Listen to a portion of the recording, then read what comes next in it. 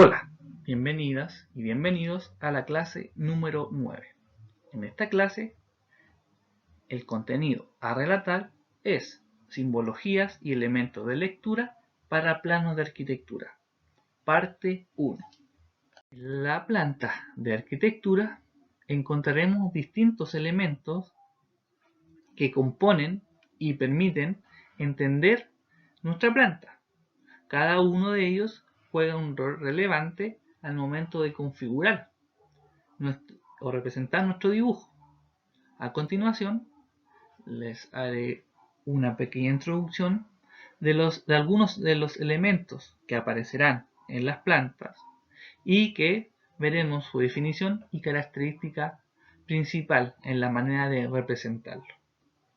Por ejemplo, este primer elemento que tiene esta línea de trazo y punto y que lleva la letra A corresponderá a nuestra línea de eje. ¿Ya? Veremos su definición y su característica. ¿Ya? También otro elemento que tiene jerarquía y que está marcado con un espesor mayor, ¿ya? En la planta serán los muros o tabiques.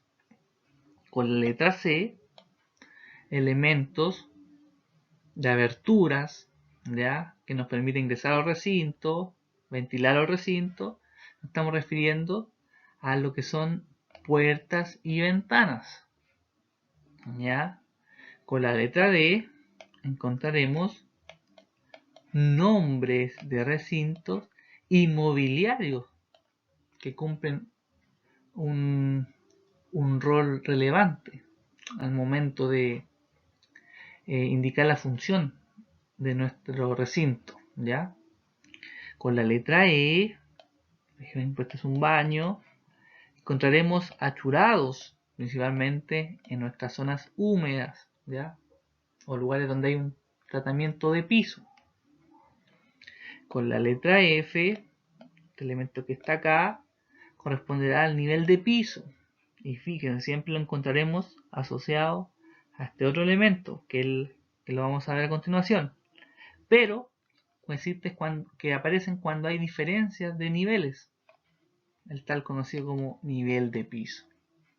Con la letra G encontraremos para poder llegar a nuestro segundo piso este elemento vertical que tiene peldaños y contrahuellas, la escalera. También veremos características de la escalera, cómo se dibujan y qué representa cada elemento. El siguiente elemento con la letra H, la que nos indica una medida, una dimensión, nuestra línea de cota, ¿ya? O acotación, antiguamente conocido como acotar, hoy en día como dimensionar. Con la letra I, estas líneas, con este trazo compuesto de línea, línea, espacio, línea, que vienen con estas letras y que se realizan de manera transversal y longitudinal, corresponderán a, la estoy marcando acá, nuestra letra I, a nuestras líneas de corte, ¿ya? O de sección, nuestras secciones. Y otro elemento que ya lo conocemos y que son para contorno, aristas no visibles, son nuestras líneas de proyección, con nuestra letra J, nuestra línea de proyección. En este caso, yo les podría decir ya a qué creen que podrá ser esta línea de trazo que vemos acá, a qué elemento que no vemos, que está por sobre nosotros, podemos representar con esta línea de trazo. La respuesta vendría a ser a nuestra cubierta. ¿Ya? Entonces, estos son los elementos que a continuación explicaremos tanto su definición como manera de graficar o representar en planta o corte. ¿Por qué es relevante eso? Porque deben recordar que estos elementos los podemos representar tanto, en este caso puntual, en planta de arquitectura, pero también en cortes y en elevaciones, en detalles constructivos y en escantillones. En la letra A tenemos nuestra línea de eje. La definición de línea de eje dice que es una línea de referencia imaginaria que al dividir una forma cualquiera en dos partes, sus puntos opuestos son equidistantes entre sí, o sea, simétricos, quedan de la misma medida. Entonces, nuestro eje es nuestra línea central, ¿ya?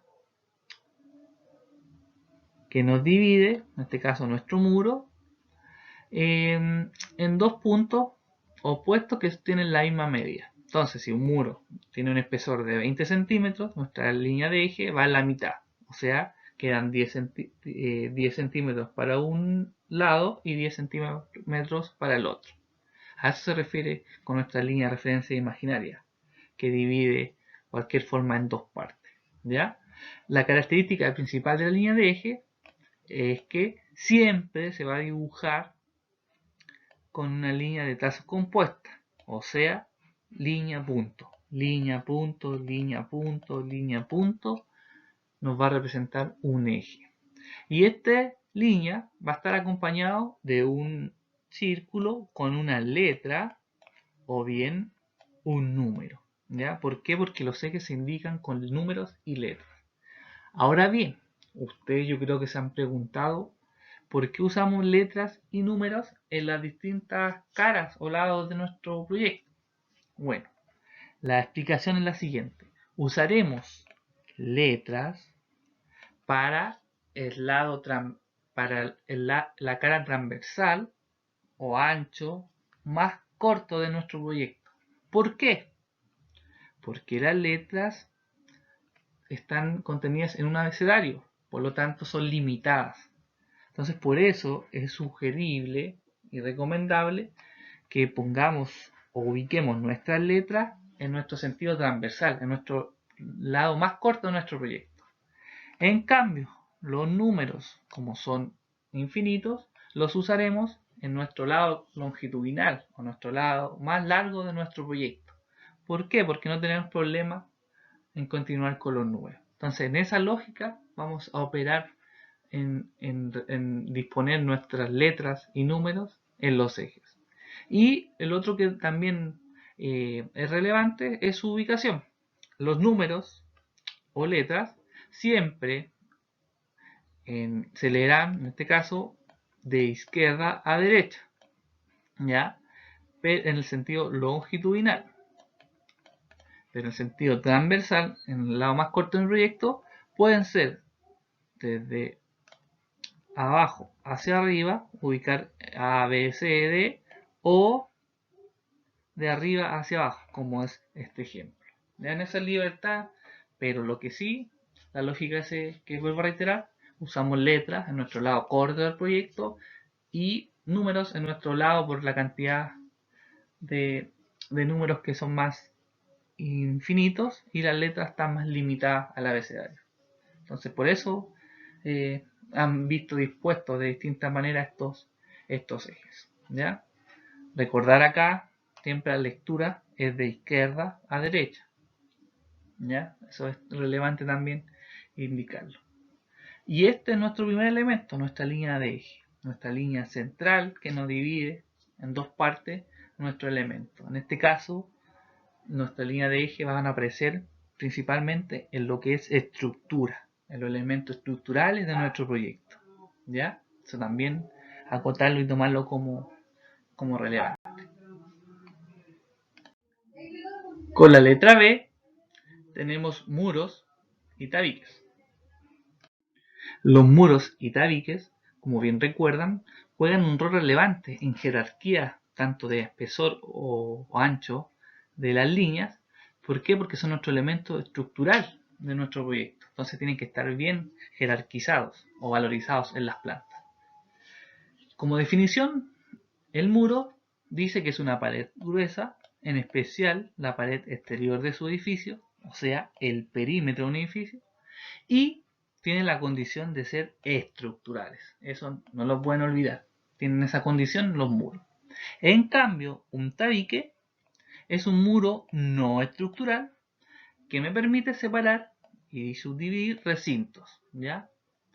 pueden ser opacos, translúcidos, etcétera, etcétera, y puede ser instalado en cualquier parte del interior, siempre y cuando no le agreguemos o aporten sobrecarga, algún peso. ¿Por qué? Porque no son estructurales. Eso deben recordarlo. Muro estructural, tabique no estructural. También por eso es que deben entender que lo graficamos con un mayor espesor los muros y enseguida los tabiques. Manera de graficar los muros. Por lo general yo creo que han visto muros dibujados de esta manera, con un vacío en el centro. Bueno, esa es la condición más básica o simple de graficar el muro. Pero también podríamos graficarlo de esta manera, achurado de manera sólida, un achurado sólido. A eso le referimos con achurado, ¿ya? Que aparece todo en negrito, porque una trama, un achurado sólido. Después vamos a ver lo que son los achurados. Cuando le agregamos, por ejemplo, este es un achurado a 45 grados, estas líneas, ¿ya? Porque pueden tener alguna condición estructural relevante, acompañado de una simbología de qué está esto, por qué lo estamos achurando. O cuando tienen una terminación exterior o interior, por ejemplo, una plancha de vulcanita, yeso cartón, un, ¿cómo le podríamos decir? Un revoque, un revestimiento de un estucado, por darte un ejemplo, aparecería de esa manera.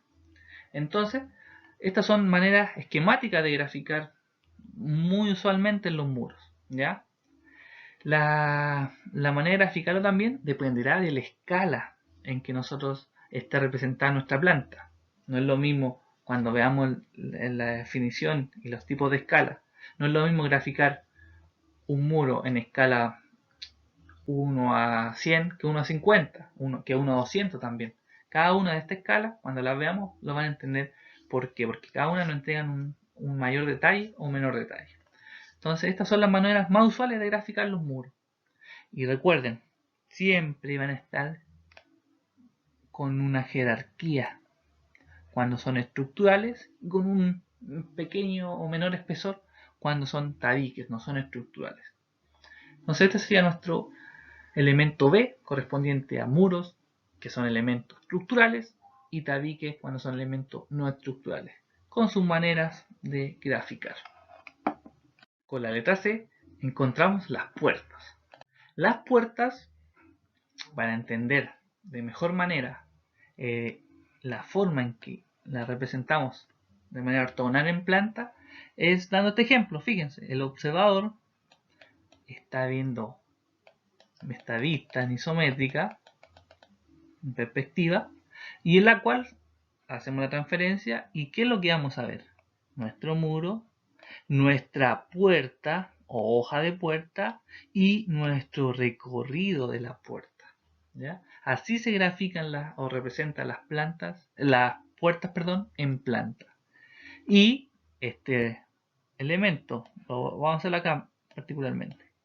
Nuestro muro, este elemento con el número 1 corresponderá a nuestra hoja de la puerta, y con el número 2, este arco, que nos indica el recorrido de la puerta, ¿ya? Para dónde se va a abrir nuestra puerta. Este recorrido, número 2, puede ser con este arco que de cierto modo nos representa la lógica real de recorrido, o también puede ser con una línea recta.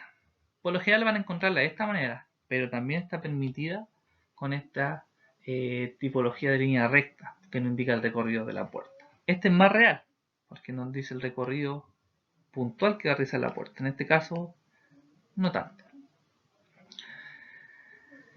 Las puertas, dependiendo el tipo de puerta, van a ser representadas en plantas. Fíjense, un ejemplo, una puerta simple, nuestra hoja y nuestro recorrido. Es una puerta simple, con una abertura, en este caso, hacia allá. Enseguida, una puerta doble, 2 hojas y 2 recorridos. En este caso, una puerta doble simétrica.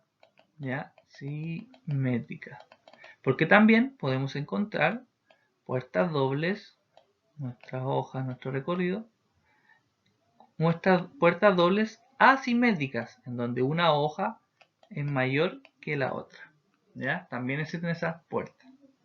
Pero fíjense, lo que nosotros estamos viendo son elementos reales, que nosotros los vemos día a día, los encontramos en nuestras casas, la mayoría de los recintos que visitamos. Y se dibujan de la misma manera, la misma forma. Entonces tienen que entender puertas, ventanas, lo que vamos a continuación, son elementos muy cercanos a la realidad, que lo estamos viendo en vista en planta o en corte. ¿Ya? Eso deben tenerlo claro. Dependiendo de la configuración que tengan, es como lo vamos a representar. Puerta simple, como dijimos, puerta doble. Ahora bien, miren, un ejemplo, una puerta de vaivén simple y doble. Nuestra hoja y nos dice el recorrido interior o interior que tiene esta puerta de vaivén. Y cuando es de vaivén, pero doble, fíjense, nuestro recorrido indicado de estas dos puertas. Cuando son puertas correderas, tanto interior y exterior. Interior cuando están empotradas o dentro del muro. O puertas correderas exterior cuando llevan un riel o son colgantes. ¿Ya? Por lo general estas deben indicar la dirección del recorrido. ¿Ya? Como no van a tener este recorrido de este ejemplo de puerta, tienen que indicar hacia dónde se abren la abertura de estas puertas. Y otro ejemplo que los podemos encontrar en los closets son estas puertas plegables, ¿ya? O de movimientos compuestos. ¿Se dan cuenta? O sea, así se grafican estas puertas plegables. Entonces tienen que entender que estas puertas, como las veamos en planta, son muy cercanas a la realidad y encontraremos dos elementos puntuales, nuestra hoja y nuestro recorrido de la puerta. Y dependiendo del tipo, si es doble, simple, con vaivén, corredera, interior o plegable, es como la graficaremos. También es relevante entender que dependiendo la escala en que se dibuje nuestra puerta, es que va a tener menor o mayor detalle, como lo vamos a ver a continuación en puertas en corte. Ahora bien, las puertas en corte, hacemos el mismo ejercicio. El observador está analizando y viendo esta puerta en corte y lo transferimos en proyección ortogonal a un corte. ¿Qué elementos encontramos? O podemos ver nuestro dintel, ¿ya? O cadena también podría aparecer acá con vez de un dintel una cadena. Nuestra puerta con nuestro marco de puerta, el marco con un rol relevante, y nuestro vano en la puerta. La abertura que quedó la proyectamos. Fíjense. A eso le referimos con el vano. ¿Ya? Y lo que yo les decía, no es lo mismo una puerta en corte en escala 1 a 100, fíjese el detalle que no entrega, que una puerta en corte en escala 1 a 50. En la escala 1 a 50, de cierto modo, una escala, la escala más usada en planta y corte, donde nos entreguen información ya desde el marco, en detalle. En cambio, en 1 a 100, como representamos menos elementos, tengo menor detalle. Entonces, va a jugar un rol relevante la escala en que se dibuje nuestra puerta, tanto en planta como en corte, porque así nos va a entregar menos o más información. Lo que sí es que el sentido común y la lógica dice que lo representamos tal como lo estamos viendo en la realidad. Entonces ustedes ya saben distinguir lo que es una hoja y un recorrido de puerta y después cómo la estamos representando, dependiendo de la escala en que se dibuje. En la misma letra C, aparte de las puertas, encontramos las ventanas. ¿Cómo representamos las ventanas en planta? Bueno, siguen la misma lógica que las puertas. Aquí tenemos el esquema, nuestro ejercicio, nuestra vista en perspectiva, precisamente en perspectiva isométrica, en donde reconocemos los elementos y los transferimos de manera ortogonal a nuestra planta. Tenemos los muros, tenemos nuestro vidrio, que es nuestro elemento central, y tenemos el antepecho. Para los que no sepan qué es el antepecho, es la diferencia de altura que hay entre nuestro piso y nuestro inicio de ventana. A eso le llamamos antepecho, después en corte lo vamos a ver de mejor manera. Y nuestro marco de la ventana. Así dibujamos nuestra ventana en planta. ¿Ya? Fíjense, es muy cercana a la realidad, muy parecida. Dependiendo, al igual que las puertas, el tipo de ventana es como las representaremos. Fíjense, una ventana fija, nuestro marco, y no tiene abertura, no va a tener un movimiento, nada, es fija nuestra ventana. Así la graficamos. Una ventana batiente, empiezan a aparecer elementos del marco que me indican que es batiente. ¿Ya? Una ventana corredera.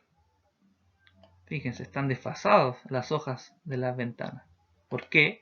Porque acá deberían aparecer con esta simbología el recorrido que hace esta ventana corredera.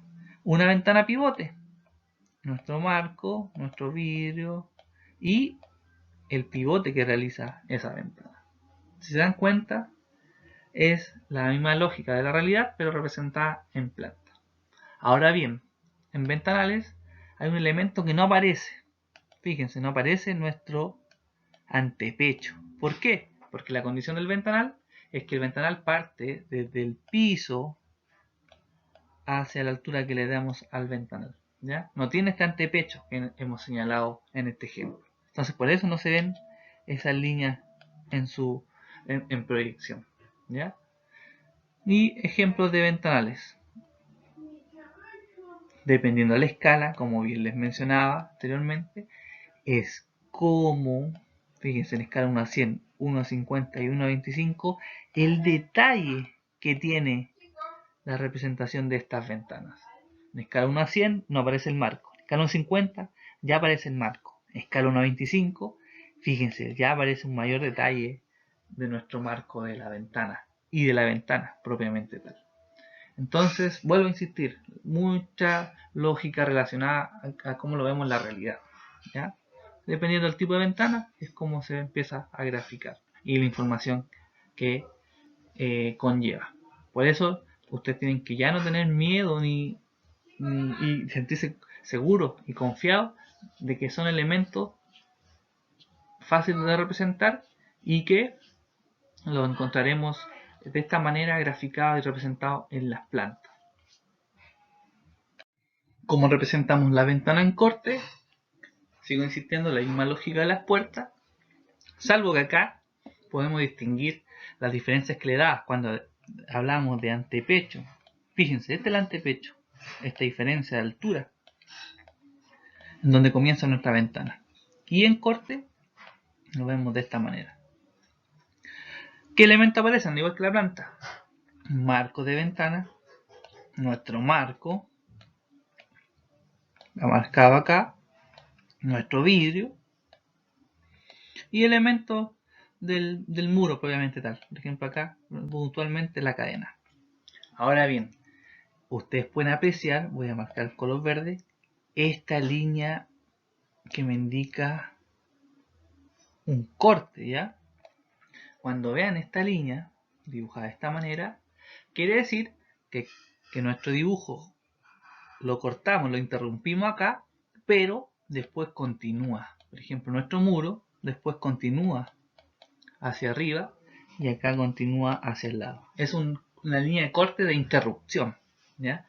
Para indicar que nuestro elemento continúa, pero por distintas razones, de tamaño, de espacio en la lámina, en el formato, no nos alcanzó, entonces lo interrumpimos para mostrar lo que realmente nos interesa. Como en este caso estamos indicando las ventanas en corte. ¿Ya? Entonces cuando le aparezca esa línea ya saben que es una línea de interrupción. En los cuadros de tipo de línea aparece indicada también. Fíjense también, ejemplo de ventanas, una continua batiente, una ventana corredera. El detalle, la información que viene es en relación a cómo es este tipo de ventana. Pero aparecen representados nuevamente, dependiendo de la escala, el detalle que tenga o la información que entregue. Y acá está la diferencia notoria cuando yo les decía con antepecho, una ventana con antepecho, o cuando le llamamos ventanal. El ventanal no tiene antepecho, parte desde el piso hasta la altura que nosotros le demos a nuestra ventana. Entonces, esa es la gran diferencia que yo le indicaba cuando se grafican en planta con antepecho y cuando son ventanales. Entonces, si se dan cuenta, no es complejo entenderlo. Cómo se representan estos elementos, tanto las puertas como la ventana, en planta como en corte. Dependen mucho, mucho de la escala que se grafique o represente la información que entregue, más o menos información. Y vistas las puertas y las ventanas, ahora le anexamos también cómo se indican en planta arquitectura puertas y ventanas, para que ustedes estén al tanto y tengan claridad respecto a cómo deberían indicarse.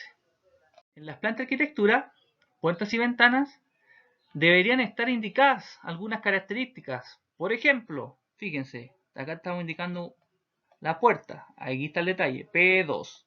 Y P2 me indica que tiene 0,80 por 2 metros de alto, 0,80 de ancho por 2 metros de alto. Y la ventana me indican, en este caso esta ventana, en toda la planta está indicada ventana y puerta, me indica este ejemplo que la ventana B1 mide 2 metros de ancho por 2 metros de alto.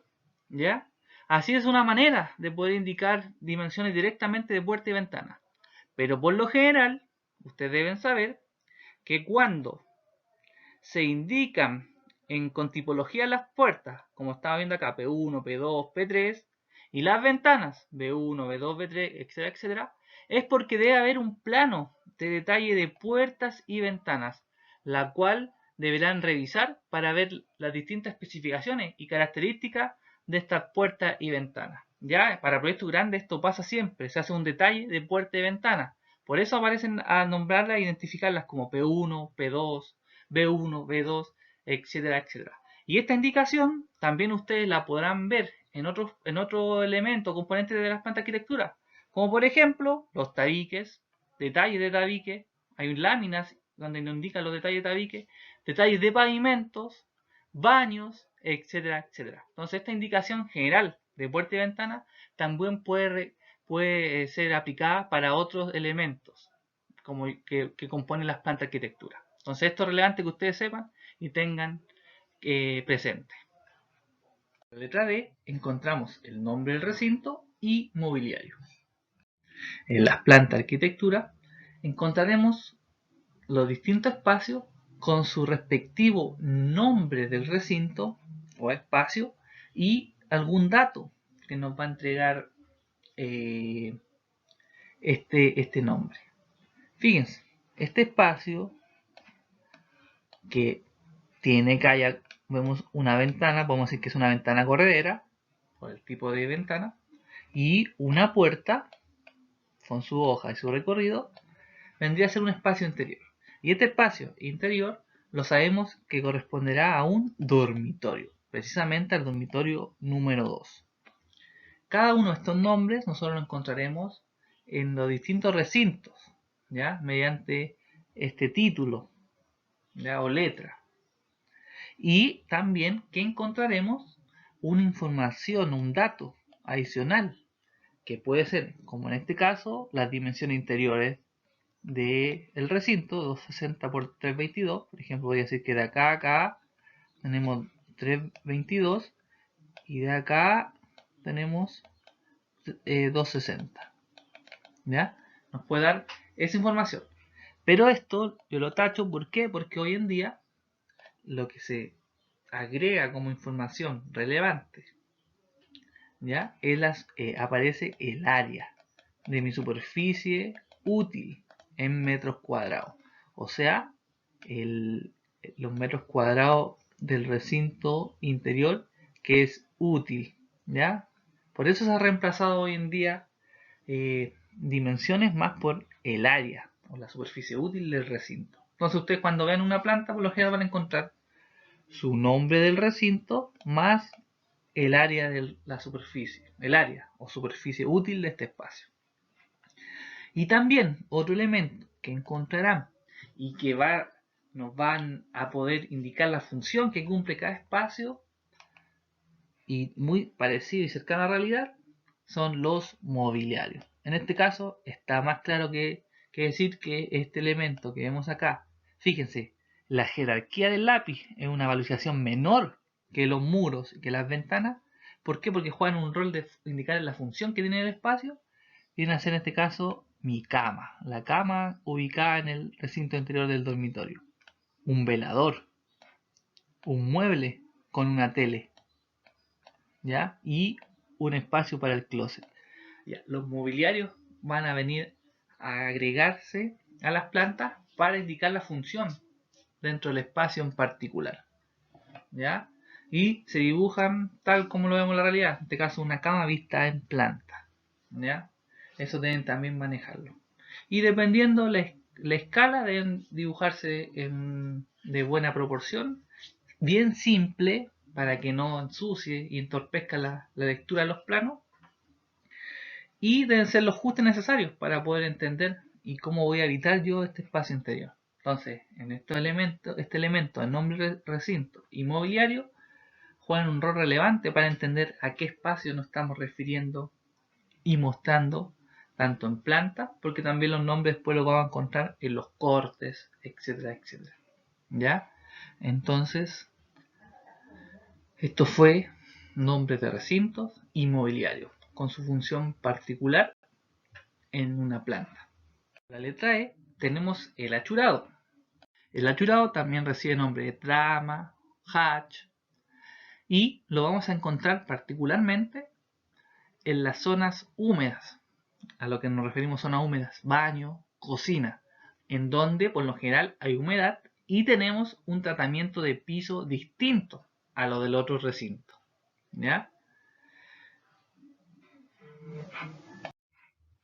El achurado son líneas de diferentes posiciones y con diferentes espacios en blanco, una con otra. Se usan principalmente para elementos cortados y, como muy bien lo veíamos en estas zonas húmedas o baño y cocina, lo usamos para interpretar distintos elementos en relación a su material, composición o expresión. Entonces indicamos este achurado en los baños porque ahí en general vamos a encontrar cerámica, y o sea, el tratamiento del piso que vamos a tener lo representamos de esa manera. Y miren, fíjense la cantidad de achurados que tenemos dependiendo del material, la composición o expresión que nosotros queramos entregar. Es también relevante indicar que estos achurados por lo general tienen en valorización el último orden. ¿Por qué? Porque vienen a acompañar para que nosotros podamos entender el elemento que estamos viendo. Entonces nos juegan un factor relevante dentro de la planta de arquitectura y los cortes. Y por eso se valorizan con menor espesor, con una línea más fina. ¿Por qué? Porque vienen a solo distinguir estos elementos. Y fíjense este ámbito y cantidades de achurados que podemos encontrar.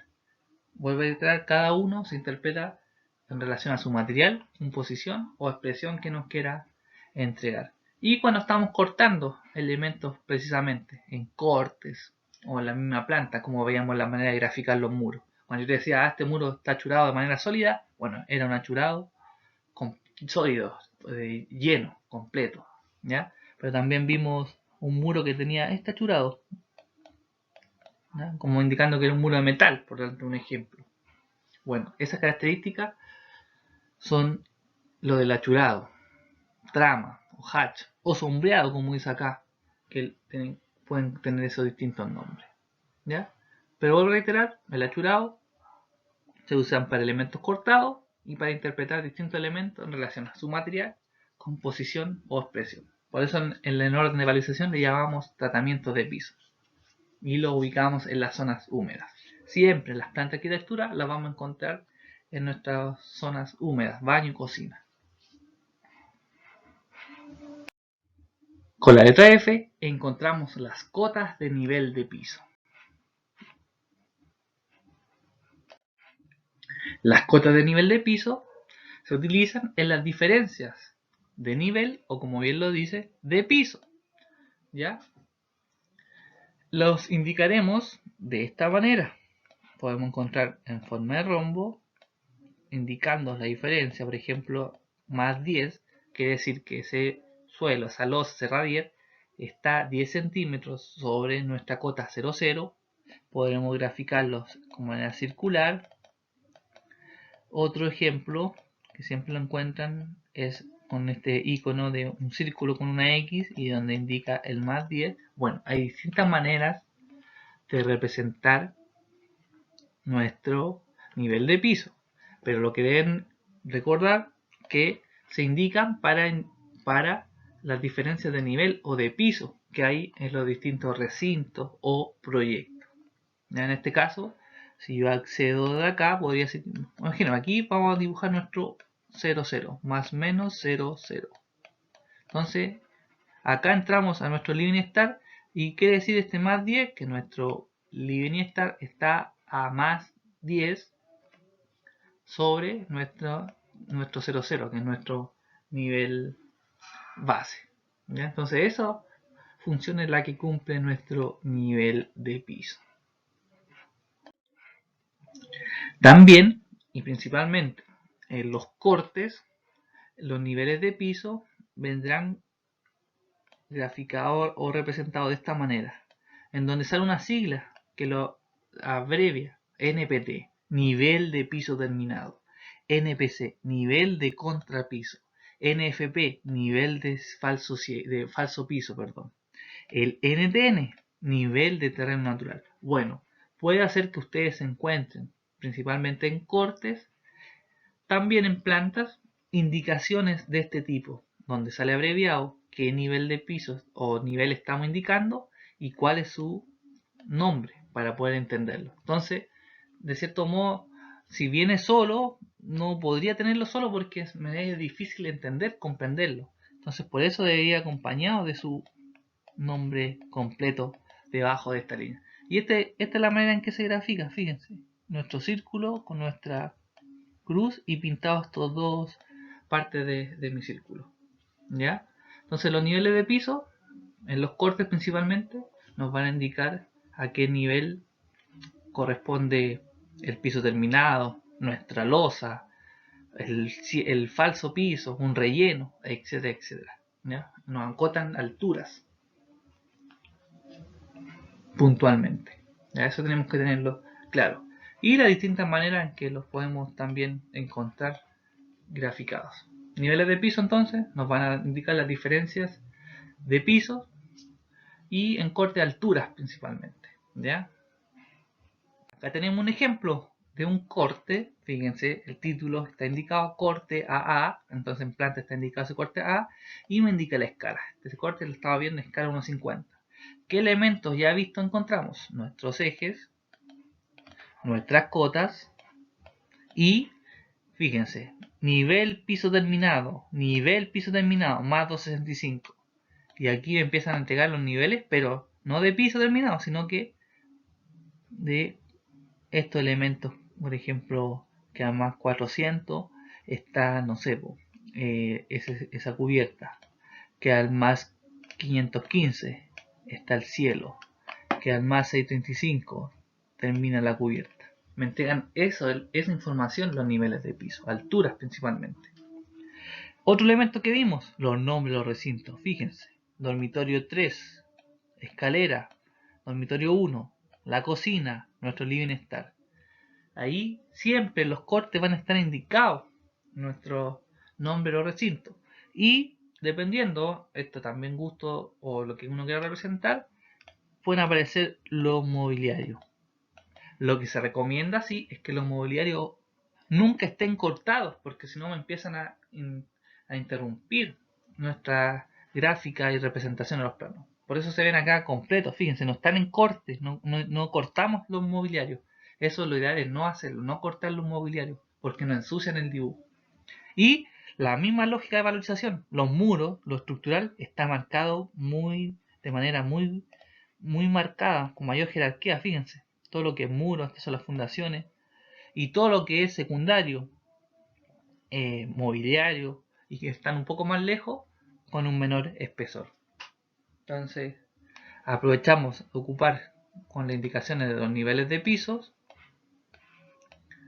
elementos que ya hemos visto para hacer una síntesis de esta clase número 9, perdón, y en la que vimos algunos elementos de las plantas de arquitectura, tanto vistos en la planta como también en corte.